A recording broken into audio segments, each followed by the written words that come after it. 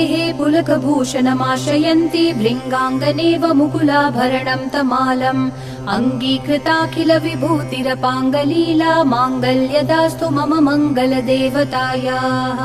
मुग्धा मुहुर्विदधति वदने मुरारेः प्रेमत्रपा प्रणिहितानि गतानि मालादृशोर्मधुकरीव महोत्पलेय सा मे श्रियं दिशतु सागरसम्भवायाः आमीलिताक्षमधिगम्य मुदा मुकुन्दम् आनन्दकन्दमनिमेषमनङ्गतन्त्रम् आकेकरस्थितकनीनिकपक्ष्मनेत्रम् भूत्यै भवेन्मम भुजङ्गशयाङ्गनायाः बाह्वन्तरे मधुजितश्रितकौस्तुभेय हारावलीव हरिनीलमयी विभाति कामप्रदा भगवतोऽपि कटाक्षमाला कल्याणमावहतु मे कमलालयायाः कालाम्बुतालि ललितोरसिकैटभारेः धाराधरे स्फुरति या तडिदङ्गनेव मातुः समस्त जगतां महनीयमूर्तिः भद्राणि मे दिशतु भार्गवनन्दनायाः प्राप्तं पदं प्रथमतः खलु यत्प्रभावात् माङ्गल्यभाजि मधुमाथिनि मन्मथेन मय्यापते तदिह मन्थरमीक्षणार्थं मन्दालसं च मकरालय कन्यकायाः विश्वामरेन्द्रपदविभ्रमदानदक्षम् आनन्दहेतुरतिकं मुरविद्विषोऽपि ईशन्निषीदतु मयि क्षणमीक्षणार्थम् इन्दीवरोदर सहोदरमिन्दिरायाः इष्टाविशिष्टमतयोऽपि ययात्रयार्त्रदृष्ट्या त्रिविष्टपपदं सुलभं लभन्ते दृष्टिप्रहृष्टकमलोदर दीप्तिरिष्टां पुष्टिं कृशिष्ट मम पुष्करविष्टरायाः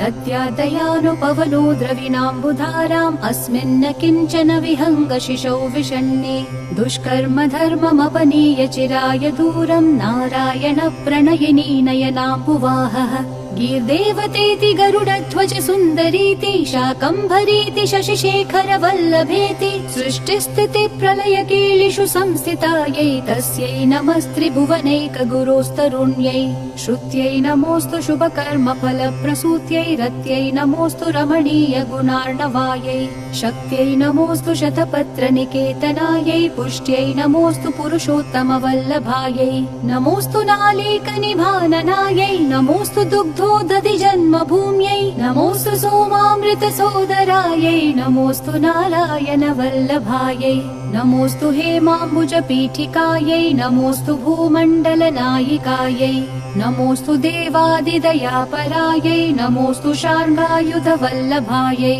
नमोऽस्तु देव्यै भृगुनन्दनायै नमोऽस्तु विष्णोरुरसि स्थितायै नमोऽस्तु लक्ष्म्यै कमलालयायै नमोऽस्तु दामोदर वल्लभायै नमोऽस्तु कान्त्यै कमलेक्षणायै नमोऽस्तु भूत्यै भुवनप्रसूत्यै नमोऽस्तु देवादिभिरर्चितायै नमोऽस्तु नन्दात्मज वल्लभायै सम्पत्कराणि सकलेन्द्रियनन्दनानि साम्राज्यदान विभवानि सरोरुहाक्षि त्वद्वन्दनानि दुरितोद्धरनोद्यतानि मामेव मातरनिशं कलयन्तु मान्ये यत्कटाक्ष समुपासना विधिः सेवकस्य सकलार्थसम्पदः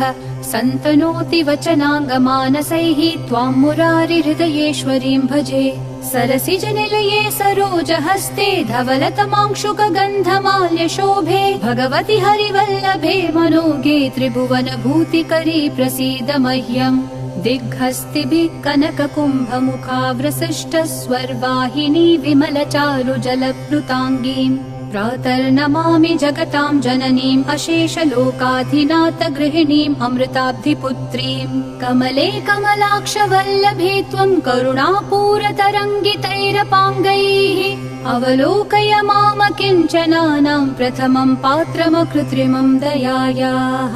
स्तुवन्ति ये स्तुतिभिरमीभिरन्वहं त्रयीमयीं त्रिभुवनमातरं रमाम् गुणाधिका गुरुतर भाग्यभागिनो भवन्ति ते भुवि बुधभाविताशयाः